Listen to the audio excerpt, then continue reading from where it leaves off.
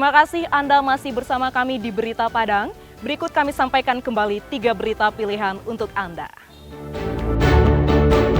Seorang pengedar sabu-sabu ditangkap polisi di Payakumbuh. Polisi menemukan tanaman ganja di kamar mandi rumahnya. Irigasi Lumpo Duo di pesisir selatan rusak. Sawah petani jadi sawah tada hujan. Harga buah pinang membaik. Petani di Padang Pariaman kembali bergairah.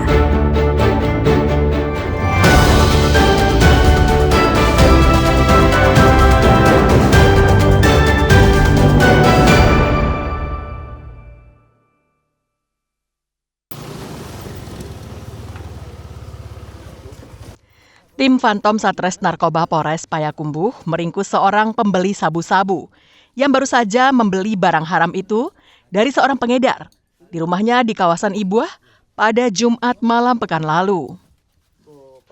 Dari tangan tersangka yang bernama Ari ini, ditemukan 1 paket sabu-sabu yang disimpan di dalam kardus. Tak mau membuang waktu lama, polisi langsung bergerak cepat mengejar pengedar yang diketahui bernama Ferry, yang tinggal di Kelurahan Parak Batuang, Kecamatan Payakumbuh Barat. Ferry berhasil diringkus tim Phantom di dalam kamarnya. Dari penggeledahan yang dilakukan polisi, ditemukan 1 paket sabu-sabu yang disimpan di dalam celana tersangka, timbangan digital, serta plastik pembungkus sabu. Selain itu, di rumah tersangka juga ditemukan sebatang tanaman ganja yang ditanam dalam kaleng cat di kamar mandi. Menurut Ferry, tanaman setinggi 1 meter itu sengaja ditanam untuk konsumsi pribadi.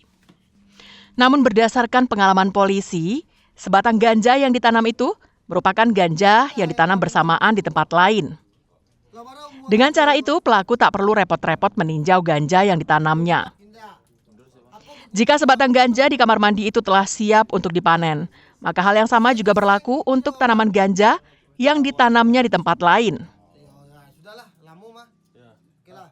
Jadi kami dari Sat Narkoba Polres Payakumbuh sudah mengamankan 1 orang residipis dengan cara menanam ganja di rumahnya. Kemudian kita juga mengamankan 1 paket narkotika jenis sabu yang ada di dalam rumahnya tersangka.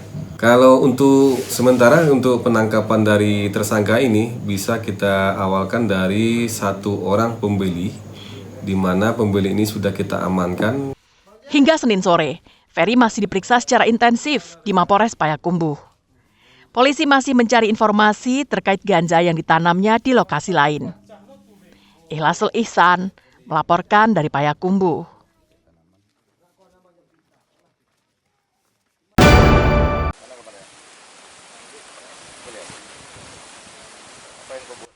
Saluran irigasi Lumpo Duo di Nagari Taratak, Tangah Lumpo, Kecamatan 4 Jurai, Pesisir Selatan, rusak sejak hampir 5 tahun lalu. Bendungan sepanjang 250 meter itu merupakan sumber irigasi utama bagi petani di 5 nagari, yakni Nagari Taratak Tangah Lumpo, Lumpo, Balai Sinayan, Sungai Gayo Lumpo, dan Sungai Sariak Lumpo. Bahkan sebagian wilayah Kecamatan Bayang juga tergantung pada aliran irigasi ini. Kehadiran irigasi itu sangat penting untuk mendukung sektor pertanian di wilayah ini. Namun karena irigasinya rusak, maka sekitar 300 hektar lahan sawah masyarakat telah berubah menjadi sawah tada hujan. Kerusakan telah terjadi sejak awal tahun 2021 lalu. Akibatnya, kondisi ini sangat menghambat aktivitas pertanian warga. Kerusakan bendungan telah mengganggu aktivitas pertanian setempat. Sekitar 400 kepala keluarga di tiap nagari sangat bergantung pada saluran irigasi. Sejak bendungan rusak, banyak petani yang kesulitan mengairi sawah mereka. Pihak nagari telah mengajukan permohonan bantuan ke Provinsi Sumatera Barat dan Balai Sungai Wilayah 5, namun hingga saat ini belum ditanggapi. Karena dengan irigasi Lumpo Duo ini ada 5 nagari Lumpo yang membutuhkan, dan juga sampai ke Bayang. Bayang termasuk Burung Panjang Utara. Jadi irigasi dengan tidak adanya irigasi Lumpo Duo, itu sawah penduduk di 5 nagari, Taratak Tengah, Lumpo, Balai Senayan, Sungai Gayo, Sungai Sariak, itu boleh dikatakan jadi sawah tak ada hujan. Sambil menunggu realisasi anggaran perbaikan, warga berharap ada solusi jangka pendek, seperti pembuatan saluran darurat atau bantuan pompa air dari pemerintah Kabupaten Pesisir Selatan. Banta Fauzan melaporkan dari Pesisir Selatan.